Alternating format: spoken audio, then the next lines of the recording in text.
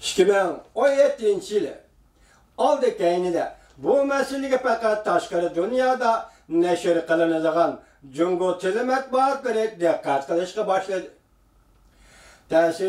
Ta'siri bor g'arb matbuotlari va g'arb dunyosi hukumatlarning Şinjan masalasi ko'ngil bo'lishi 2018-yil 4-oyda o'ttirg'i chiqdi. Shu vaqtda bayonotchi Hua Chunyingga qayta tarbiyalash lagerlari to'g'risida muxbirlar savol qo'yganda Şinjanda har qaysi millatlar xotirjam yashayotidi deb javob berdi bayonotchi Hua Chunying.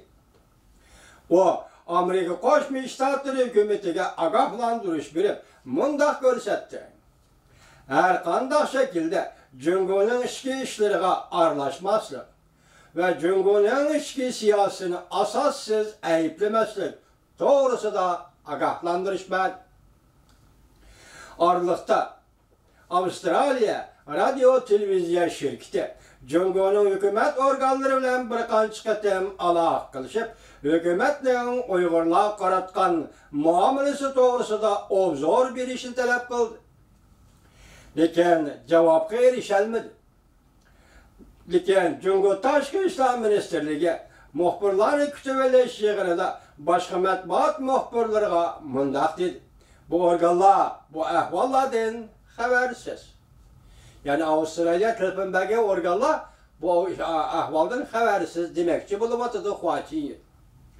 2018-yil 8-oyda Şinjanda qurilgan qayta tarbiyalash lagerlari va qayta tarbiyalash lagerlari xalqaro tashkilotlar va g'arb davlatlarida xalqaro ta'sir bor matbuotlar diqqat qilishga boshlagan bir masalaga aylandi.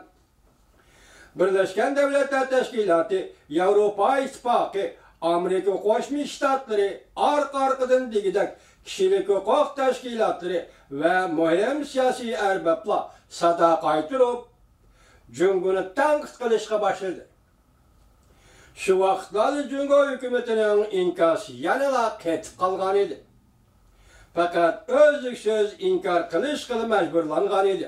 2019-yil 2-oyda Şinjan meselesinde zor rol oynaydigan, lekin azaldan bir qatim qattiq sada qaytirmagan Türkiye hükümeti bu qatim Jungoni tanqidlashga boshladi. G'arb davlatlari bilan bir qatorda turib,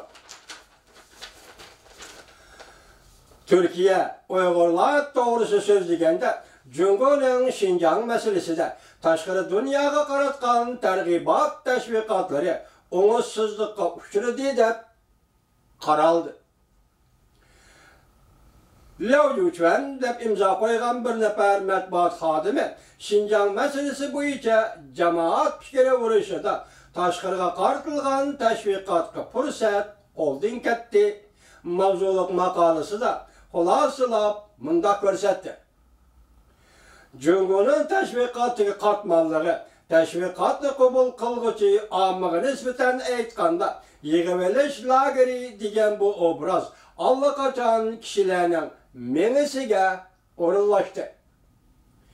3 nafar kishidan tarkib topgan Avrupa İttifaqıning bir kichik guruhi Jungoning astoydil o'rinlashtirishi va nazorati ostida yığıvelish lagerini ziyorat qildik deb ko'rsatdi. Mundaq hisobladi.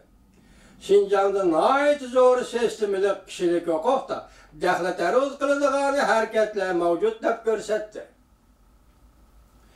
Bu gap intayin nozik bir gap bo'ldi. Avrupa İttifaqı ko'rganlarimiz faqat yuzaki hodisalar. Biz kishilik huquq daxli taruz qilgan ahvollarga erishdik deb xulos chiqarishga haqli edi. Jamoat fikr urishini asliganimizda Jungo hukumatining tashqi targ'ibot tashviqoti o'rnini topolmadi. Sirliq bo'lishni saqlab keldi. G'arb dunyosining Uyg'urlar masalasi bo'yicha Jungoni tanqid qilishlariga qarta shartlik replikist bo'yicha inkor qilish bilan javob qaytarib keldi Jungo. Unumli zarba berolmadi. elqi maqal yazgıcı davatıcı cuma gepni zerbi berelmedi degan gepni.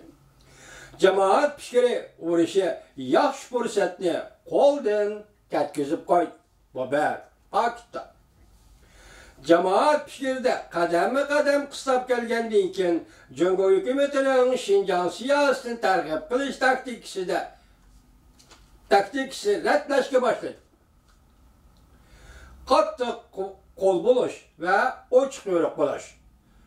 Xinjiangning ichki qismida qattiq qo'l bo'lish, tashqi dunyoga ochiq yo'riq bo'lish.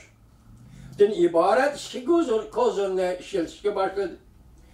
Avval xabarlarimizni ko'rsatgandek pozitsiyada qattiq bo'lish, tashqi dunyoning aralashishini qarshi Jungoning Xinjiang masalasidagi siyosat tagligi yoki siyosatining asosi bo'lib qoldi.